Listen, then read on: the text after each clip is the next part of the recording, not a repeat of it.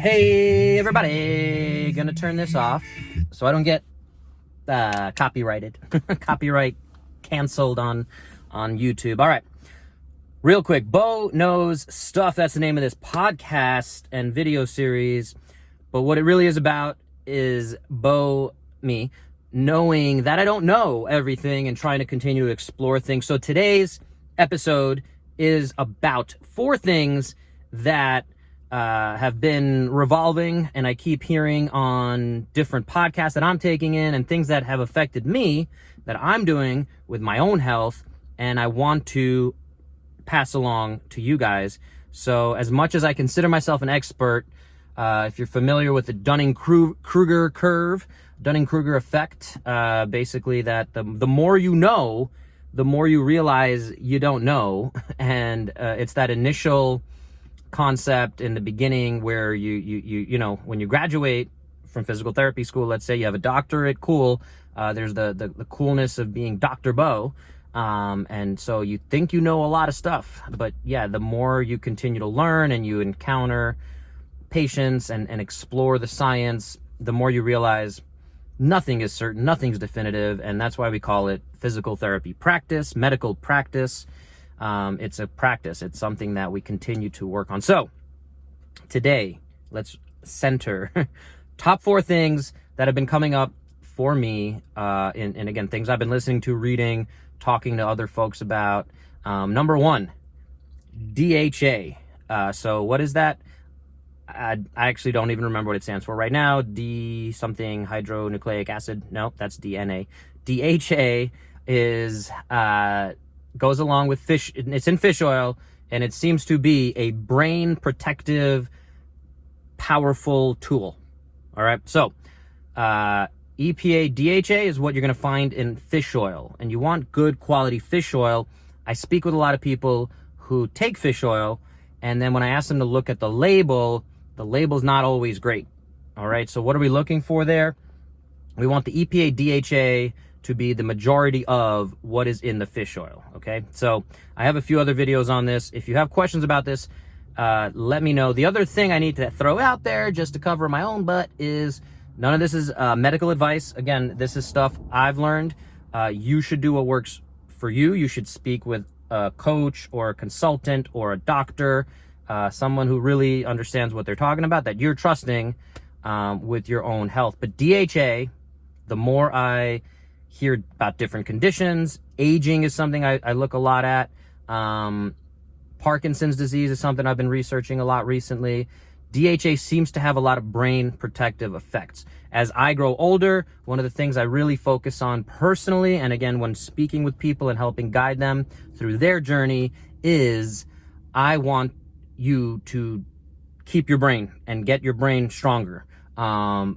Physical body and mental capacity are 2 of the things that we can kind of control with our decisions daily, whether it's food, whether it's, again, what kind of exercise and things that we choose to do. So DHA, I take 5 grams of EPA DHA a day. What some of the research says in terms of protective effects for the brain is you want 3 grams of DHA specifically. Again, there's going to be, you can go and find tons of different studies, tons of different recommendations on what works, and depending on your body weight. So it's going to be very different for a 110-pound female as it's going to be for a 300-pound anyone. If your body weight's going to change, again, how much you probably need. And again, at the end of the day, to me, this is like insurance. You know, so DHA is something very good to take. That takes me into my second point for today is creatine. Creatine monohydrate is, and get it as simple as you can. Try not to get it with any additives if you're getting it. Again, something that you should decide, not something I'm recommending. You got to be careful with, again, it's a litigious world we live in. But yeah, something that I take 5 grams a day. Some research shows that you can only absorb 2.5 grams. Again, I don't like when people are very definitive in saying those things. It's nice to hear it, but again, knowing what I know, it makes me realize that nobody really knows. because a lot of these studies might be that people, take the soundbite from, or they take that one study and now they're saying something like, we can only absorb 2.5 grams of creatine, which is very specific, and it's very difficult to say that so definitively. I still think creatine is one of the most studied, has the least amount of any kind of side effect, and basically no side effects whatsoever. It's just something that is super, super strong in the support, in the science, in the literature, in the evidence, that if you take it, it's not only helping your body stay stronger, but it is actually one of the most powerful, again, mental savers.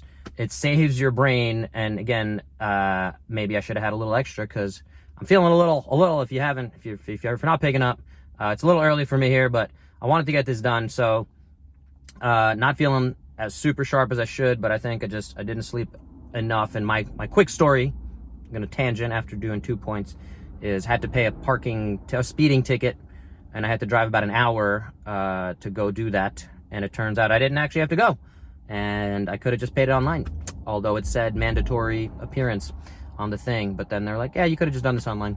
So yeah, that was a waste. So yeah, threw off my morning. Anyway, back to the top 4 things for the day. Number 1, again, DHA, take more of that. Number 2, creatine. Again, working on making sure those sources are really good. Again, with the fish oil, there's ways to test for how healthy and high quality the fish oil is. And I'm not going to go too far into that right now. But if you pop open one of those pills, it should be a little fishy smell. That's actually a good thing if you're doing that. They can turn rancid depending on how long you've been storing them. I always store my fish oil in the freezer, something that, again, I recommend. So those are the first 2. Number 3, big thing is avoiding unhealthy oils. And so with all the talk of nutrition, and I always try to boil these things down, eat more vegetables, eat less processed foods. We can get into the nitty gritty of, again, eggplant might be triggering you and red pepper might be triggering you. There's all these different things. If you go get allergy testing done, some people have allergies to albumin or eggs. Albumin is the egg white, fancy way of saying that. So my point with bringing that up is the more we talk about all these concepts around nutrition, again, it can get really, really crazy, and it's hard to stick to any of these things. So the more we understand and create behaviors and create rules of, anytime I eat out, I know I'm either sacrificing, quality or health. Or when I eat out, I'm going to be that person at the table. And again, eating out now, by the way, COVID is going on now. So not really the biggest problem. But still, if you're taking stuff out, might be worth asking the restaurant, going through the extra step of, what kind of oil is this cooked in? If it's canola oil, that to me is something I do not want in my body for various reasons. And again, I don't want to go super into the science on all that, but canola oil, very much ungood for the body. Ungood. Doesn't matter how, you could have a grass-fed, finished steak and all this healthy stuff, wild-caught Alaskan salmon. If it's cooked in canola oil, we have now negated a significant amount of the benefits. So a lot of the vegetable oils that are used tend to be very unhealthy. They stay in your body. They break down the actual cells in your body. So not trying to throw in too much of the scary stuff. So again, I'm trying to find the language and the takeaways that are going to really help you guys and help me continue to think about what it is we want to put into our body. So something like coconut oil, avocado oil, and again, even within avocado oil or extra virgin olive oil, there are a number of things that could be good or bad.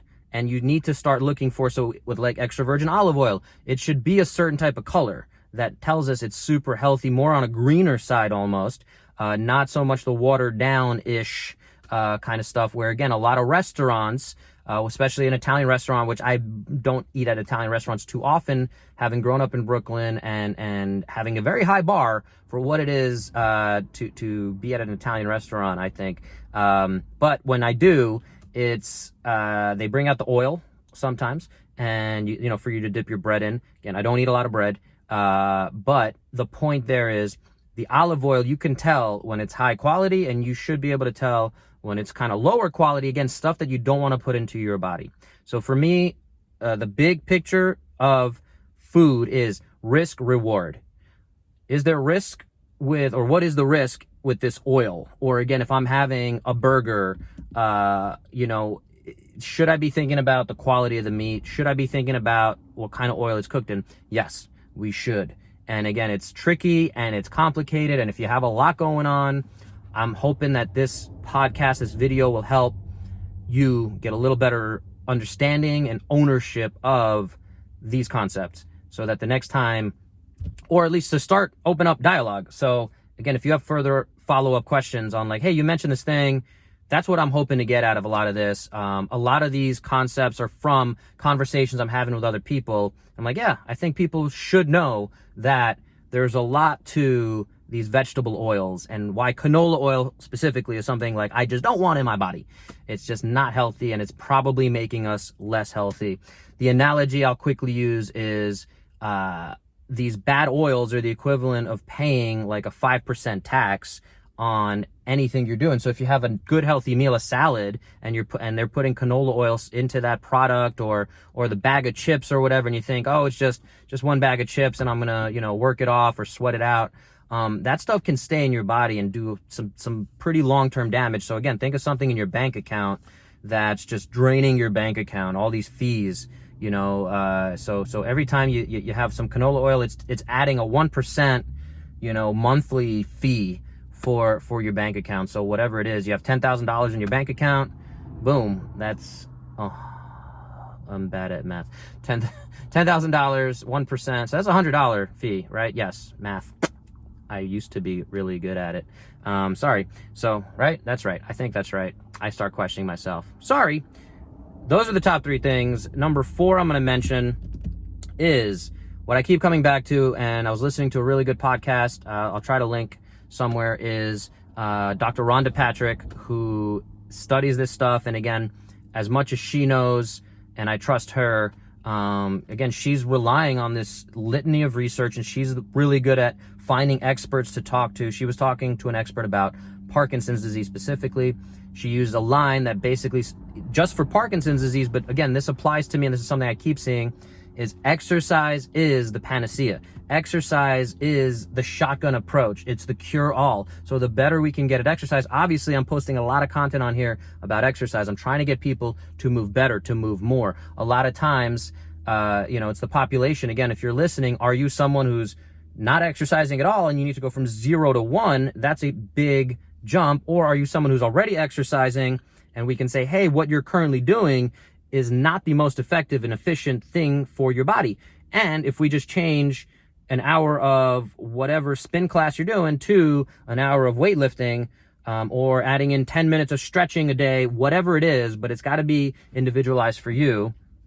I think it's vital that we come back to exercise is a panacea.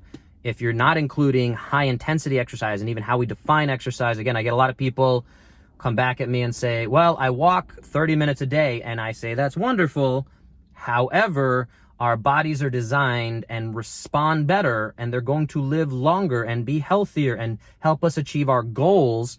Again, recently been working with an elderly population, somebody who's a fall risk. They don't want to do these balance exercises, and but they're walking. That's their comeback to me is, but I'm walking. All right, cool. But if you don't challenge yourself, and if you're not doing single leg work and standing tandem stance, these are things that we have done research on and show that if you get better at these 2 things, and I'm just asking you to do these 2 things a few times a day, even once a day, where can we compromise and get you to change that behavior?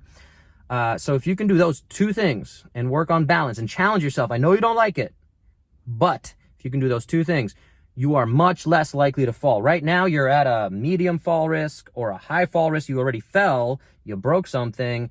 Let's just add these 2 things in, and that will get us moving in a better direction so that you're less likely to fall. You want to be at home with your cats, with your dogs, whatever it is, great. But I want to help you avoid falling so that you can stay there and enjoy it longer. And again, if you're not willing to do that slightly uncomfortable work of standing on one leg and trying to balance in a safe way, consistently, day in, day out, then you're more likely to fall.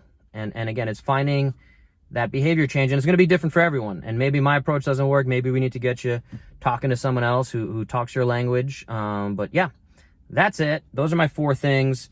So DHA, right? Fish oil, something I do 5 grams a day of. Creatine, 5 grams a day also. If you really want to get super fancy and be careful about what the science kind of says or might say, is 2.5 grams in the morning, 2.5 grams in the evening, that kind of thing. Again, it's shown that, again, the consistency is more important as best I understand it. Vegetable oils, starting to understand which ones to avoid, which ones to focus on. If you're doing a lot of cooking at home, awesome. Focus on these healthier options. All right. Again, every time, every decision you make, every meal you have is a chance to get better or get worse. Okay. So try to continue to make better decisions. If we got 21 meals theoretically a week, if we can have 11 good ones, 10 bad ones, that's slightly winning. Some of those bad meals, though, whatever we call them, bad, I don't like using that language, but the better we can get that ratio, the overall healthier you'll be. If we can now get to, 14 to 7, cool. We're doing really good now. We're at a 2-to-1 ratio. We can even get closer to, 19 to 2. And those 2 meals could be cheat meals. If you ever follow The Rock, he has his, he's eating really healthy a lot of the time, but then he kind of goes crazy on whatever he's craving. His cheat meals might be sushi. So it's not the worst thing ever. But anyway, so that was the vegetable oils. And the last one, the thing I keep coming back to, and that is ultimately my brand, my business, what I want to always be imparting is better movement, more movement, different types of movement, moving in different planes, moving at different intensities, learning to explore that. And again, we talked about the concept of practice, movement practice. The more you can change what it is you're doing, the more we can intensify that, take that down. That's what we're talking about. Again, I can't speak enough about it, so I'm gonna stop there though. Again, if you like kind of what I'm doing, guys, please like, share, subscribe. I'm sure there's people out there who can have these conversations, who can use these conversations, this information. If you need personalized coaching, reach out to me. That's what I do, online, worldwide. I got clients all over the world. I would love for you to work with me. Reach out. We'll talk. We'll see what you need. First call's free. I hate doing all that sales stuff, but it's part of what we need to do, right? So like, share, subscribe. If you could leave a review on the podcast app for this, I would really appreciate it. And other than that, guys, have a really healthy day. Get 1% better today. And I hope to speak to you soon. Done.